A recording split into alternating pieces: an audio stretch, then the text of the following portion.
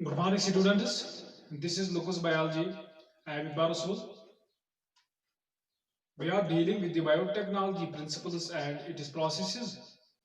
And this is the third lecture of the biotechnology. And this is the second lecture in case of recombinant DNA technology. The first lecture was molecular tools of genetic engineering. And the second lecture in this case is that is the host cells, which are known as the factories of colonium. Host cells are the factories of colonium. These what are the host cells या host cells होते क्या हैं या इनको factories of colony क्यों कहते हैं मैं आपको ये समझाऊंगा। पहले हम देखेंगे कि होस्ट सेल का मतलब क्या है। होस्ट सेल का मतलब यहाँ पे होता है it is a living organism. ये लिविंग ऑर्गेनिज्म हो सकता है या लिविंग सिस्टम जिसको हम कहते हैं, और सेल या सेल भी हो सकती है। लिविंग ऑर्गेनिज्म होगा, लिविंग सिस्टम जिसको हम कहते हैं, या सेल भी हो सकती है। और ये जो लिविंग ऑर्गेनिज्म होता है यहाँ पे, इट में बी आइदर प्रोकैरियोटिक और इट में बी आइदर यूकैरियोटिक, बोथ होते हैं। प्रोकैरियोटिक में कौन कौन से होते हैं? डेट इज बैक्टीरिया हो सकता है। और इस यूकैरियोटिक में कौन कौन से हो सकते हैं? इसमें एनिमल्स होते हैं।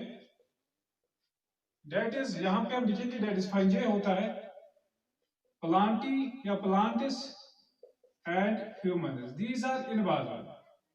और जनरली हम कहेंगे animals are involve in case of that is host cells. These are host cells. ये होस्ट सेल्स क्या होते हैं? इनमें हम इनमें क्या करते हैं? हमने जो रिकम्बिनेंट डीएनए मॉलिक्यूल बनाया है जिसका नाम होता है डेट इज, पहले हम लिखेंगे रिकम्बिनेंट डीएनए मॉलिक्यूल। जो रिकम्बिनेंट डीएनए मॉलिक्यूल हमने बनाया है, this recombinant DNA molecule is also known as vector, जिसका हम नाम देते हैं वेक्टर होता है।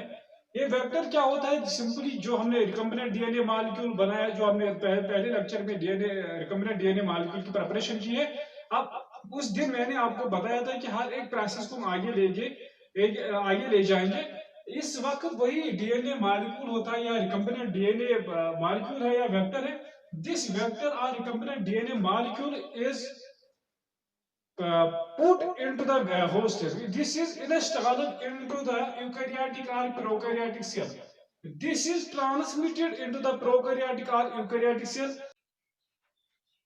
And when we translate, when we put the recombinant DNA molecule or vector into the host organism, जिस organism में हम डालते हैं उसको कहते हैं host। और वहां से फर्दर प्रोसेस जो रेप्लिकेशन हमने सीखी है लास्ट ईयर 11th में, या रेप्लिकेशन जो होती है उस वक्त वो इसके साथ अटैचमेंट वहां पे होती है इस मॉलिक्यूल की, फर्दर प्रोसेस कंटिन्यू होती है। Now what are the various, हमको यहाँ पे ट्रांसलेशन या रेप्लिकेशन नहीं पढ़नी है, या पोस्ट ट्रांसलेशन जो प्रोसेस होती है वो हमको यहाँ पे नहीं देखने हैं। हमको डायरेक्टली यहाँ पे देखना है कि ये जो रिकम्बिनेंट डीएनए मॉलिक्यूल जो होता है, जो हमने इंस्टॉल किया है होस्ट में, और जो बैक्टीरिया है या यहाँ पे फंजाई है या एनिमल्स है, हम देखेंगे कौन कौन से इस्तेमाल होते हैं। अगर हम बैक्टीरिया में देखेंगे, बैक्टीरिया में कौन हम इस्तेमाल करते हैं, बैक्टीरिया में हम जो ऑर्गेनिज्म जो इन्वॉल्व इसमें करते हैं उसका नाम है डेट इज इकोलाई। इकोलाई हम इस्तेमाल यहाँ पे करते हैं, that is simply bacteria. E coli एक है, दूसरा हम यहाँ पे इस्तेमाल करते हैं इनके साथ बैक्टीरिया या प्रोकैरियोटिक सेल में हम इस्तेमाल, दूसरा जो ऑर्गेनिज्म होता है वो ये है। दूसरा है बैसिलस है, स्ट्रेप्टोमाइसिस है, and in case of fungi जो दूसरा जो हमारे पास है फंजी, फंजी में कौन सा ऑर्गेनिज्म इस्तेमाल करते हैं? Because this are the group of the organism, this is not a single organism. Fungi is not a single organism, it is a group of the organism, it is a kingdom of the organisms, it is kingdom fungi as you know. And in case of fungi, it is the organism which we utilize, which we use in case of recombinant DNA technology, which we use as a host cell in the recombinant DNA technology or biotechnology is Saccharomyces, Aspergillus, etc. In case of animals, अगर हम animals की बात करेंगे, animals में क्या होता है? Animals में हम इस्तेमाल करते हैं oocytes, mammalian cells और whole organisms।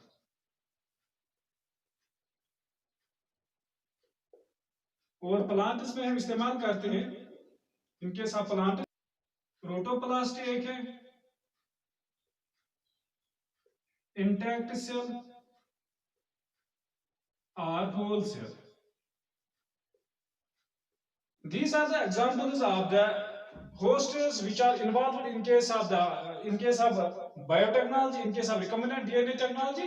The factories of cloning, जहाँ पे हम cloning करते हैं, अगर for example HH या colonia या E. coli जो हम लेते हैं, when we put the vector, when we put the recombinant DNA molecule in the E. coli, after that, after putting the vector molecule in E. coli or bacillus or streptomyces, so on and so forth, or simply in case of mammalian cells or whole organism, then the vector or the DNA, recombinant DNA molecule is replicated and it is moved ahead, and there is a generation of the vector. If we put a single vector, that is we are installing here the single vector, we are here installing only a single recombinant DNA molecule in the host organism. After that, this single molecule is replicated. That means so many copies are formed of the recombinant DNA molecule are simply vector. Therefore, the huge number of the vectors are formed, huge number of the recombinant DNA molecules are formed in case of in host cells. Thus, it is known as the factories of cloning. That is involved in the process of cloning. Thus, we call here that is factories of cloning. Later, in this case, when we put the recombinant DNA molecule or vector into the host organism, it must be produced at the laboratory level, that's at the artificial level. That means हम यहाँ पे क्या करते हैं, यहाँ पे अगर हम recombinant DNA molecule या जो vector जो होता है, when we put this in the host cell, यहाँ पे जो मल्टीपल कॉपीज की फॉर्मेशन होनी चाहिए, लेकिन वो कहाँ पे होनी चाहिए, लेबोरेटरी कंडीशंस में वो पैदा होनी चाहिए. लेकिन इन केस ऑफ दीज, यहाँ पे जो हमने एग्जांपल लिया, दैट इज बैक्टीरिया है, फंजी है, एनिमल्स है, प्लांट्स है. The cells of that very much organic. अगर एनिमल्स की बात करें, फंजी की बात करें, प्लांट्स की बात करें, दीज आर मल्टीसेलुलर ऑर्गेनिज्म्स. अगर हम यहाँ पे एक सेल यहाँ पे उनकी लेंगे, चाहे प्रोटोप्लास्ट लेंगे, चाहे oocyte लेंगे या मैमलियन सेल कोई भी लेंगे, उसको हम क्या करते हैं, उसमें हम वेक्टर डालते हैं. After that the genetic material of the recombinant DNA molecule or vector molecule is put into the host cell. लेकिन यहाँ पे एक प्रॉब्लम है. प्रॉब्लम क्या है, यहाँ पे जो ये तीन ग्रुप जो है, फंजी है, एनिमल्स है, प्लांट्स है, इनमें जो मल्टीप्लिकेशन जो पीरियड होता है, यहाँ पे मल्टीप्लिकेशन जो होती है वो जल्दी नहीं होती है. यहाँ पे मल्टीप्लिकेशन प्रोसेस में टाइम ज्यादा लगता है as compare to the multiplication in case of the bacteria, because the unicellular organisms are they show multiplication in less time as compare to the multicellular organism.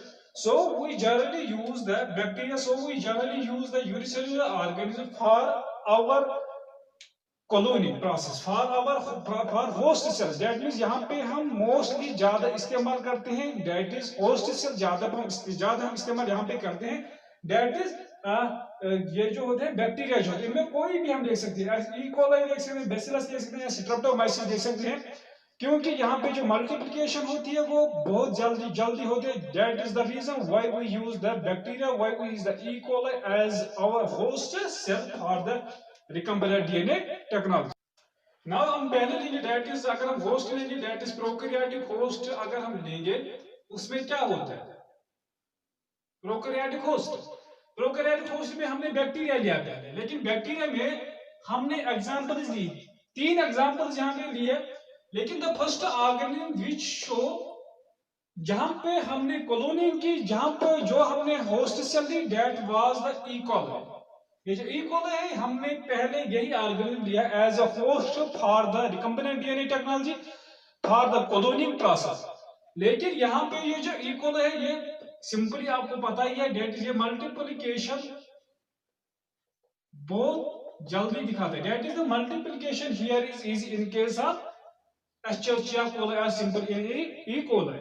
लेकिन यहाँ पे most of the researchers use the E. coli as their host, but few researchers do not use the E. coli as their host. यहाँ पे जो major drawback of using Escherichia coli जो होता है, आपने लास्ट ईयर आपने जो lecture पढ़ा होगा, दैट इज रेप्लिकेशन के बाद ट्रांसक्रिप्शन है, ट्रांसक्रिप्शन के बाद ट्रांसलेशन है, और ट्रांसलेशन के बाद पोस्ट ट्रांसलेशन प्रोसेस होते हैं.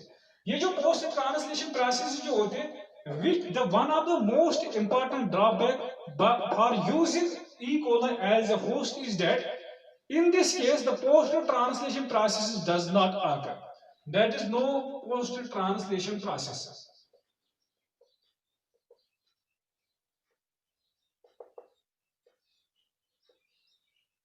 यहाँ पे पोस्ट ट्रांसलेशन प्रोसेस नहीं होते.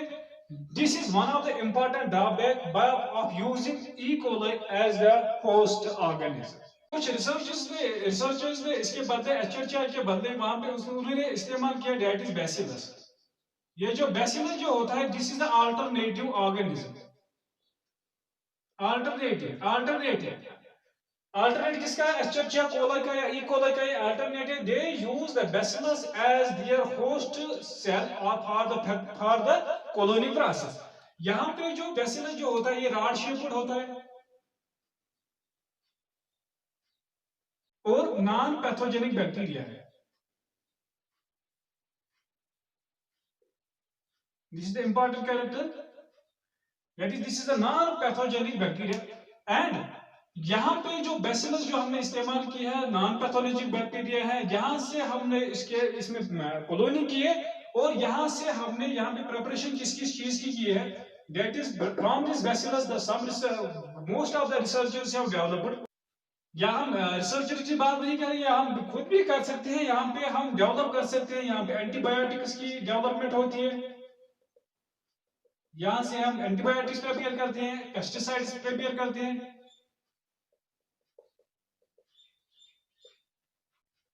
Enzymes, etc. These can be procured from the bacillus, that is antibiotics, pesticides and enzymes.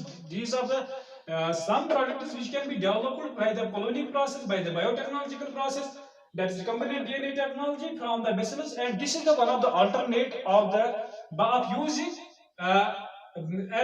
using Escherichia coli. That Escherichia coli के बाद हमारे पास जो दूसरा अल्टरनेटिव जो मोस्ट ऑफ द रिसर्चर्स ने इस्तेमाल किया, जो मोस्ट ऑफ द लेबोरेटरीज इसको इस्तेमाल करते हैं. मोस्ट ऑफ द जो मॉडर्न वर्ल्ड में जो प्रिपरेशन ऑफ एंटीबायोटिक्स की होती है, प्रिपरेशन ऑफ पेस्टिसाइड्स की होती है, so many enzymes are prepared from the bacillus because this is one of the important organisms, because it is one of the non-pathogenic bacteria, and this is the another organism which is involved in case of cloning, as in case of prokaryotic host. This was the first organism and this is the second organism. Now we will take the another part, that is eukaryotic host. What is eukaryotic host?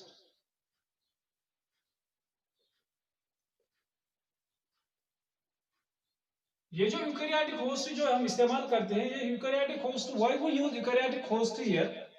मैंने पहले भी बताया था कि यहाँ पे जो eukaryotic और प्रोकैरियोटिक होस्ट्स की जो इन्वॉल्वमेंट यहाँ पे जो होती है, इनके साथ प्रोकैरियोटिक्स वहां पे क्या होता है, वहां पे पोस्ट ट्रांसलेशन प्रोसेस नहीं होते, और इनके साथ यूकैरियोटिक ऑर्गेनिज्म यहाँ पे पोस्ट ट्रांसलेशन प्रोसेस होती है. That is the reason why we use the eukaryotic organisms.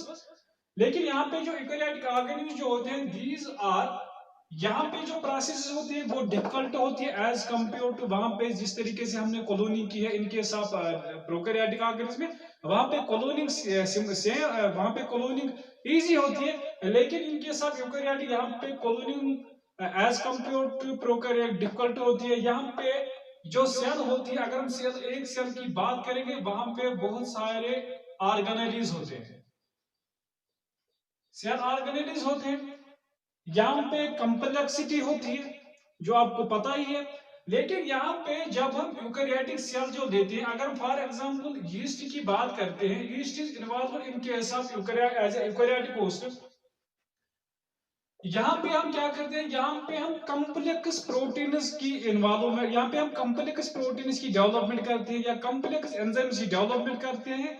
कौन कौन से एंजाइम्स, कौन कौन से प्रोटीन से डेवलप करते हैं? These proteins are enzymes which are benefit for the humans.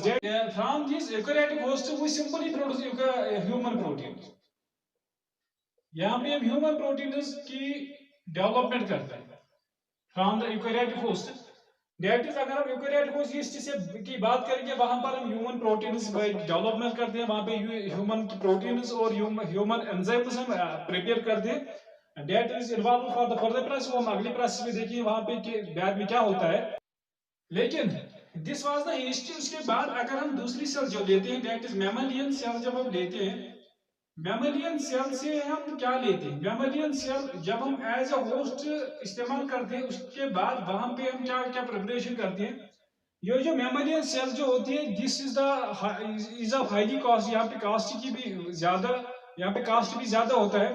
लेकिन यहाँ पे हम मोस्टली इन्वॉल्व करते हैं दैट इज माउस। माउस इस्तेमाल हम करते हैं for the generation of the human protein, जो मैंने पहले भी बताया है कि हमने यूकेरियोटिक होस्ट में ह्यूमन प्रोटीन डेवलपमेंट करते हैं, ह्यूमन प्रोटीन की डेवलपमेंट करते हैं। और जब माउस को host mouse as a host involve लेते हैं उसके बाद क्या करते हैं, उसके बाद उसमें रिकम्बिनेंट डीएनए इंस्टॉलमेंट करते हैं या सिंपली वेक्टर डालते हैं। After installing after transplantation of the recombinant DNA molecule और वेक्टर इन द माउस और yeast human proteins are formed like. यहाँ पे हम एक प्रोटीन की बात करेंगे that is like tissue plasminogen activator. ये जो टिश्यू प्लाज्मिनोजन एक्टिवेटर जो होता है this is one of the important activator जो हमें ब्लड क्लॉटिंग में इसकी इन्वॉल्वमेंट होती है। लेकिन this is the post translation process which is involved in case of eukaryotic cell. So we use the eukaryotic host for the development of the human proteins, जो हम human proteins यहाँ से preparation करते हैं। लेकिन हमने वहां पे देखा प्रोकैरियोटिक होस्ट में वहां पे हमने एंटीबायोटिक्स की प्रिपरेशन की है, पेस्टिसाइड्स की प्रिपरेशन की एटसेट्रा। यहाँ पे मोस्टली जो इन्वॉल्व करते हैं यूकेरियोटिक होस्ट में क्या करते हैं, वहां पे हम ह्यूमन प्रोटीन्स की डेवलपमेंट करते हैं। So finally, from this eukaryotic host, we prepare, here is a complexity, we prepare the complex proteins, we prepare so many proteins from their eukaryotic host. And this was about the second part of the recombinant DNA technology, that is host cell, the factories of the colony. Next to meet you in the next session. Till then, Allah Hafiz.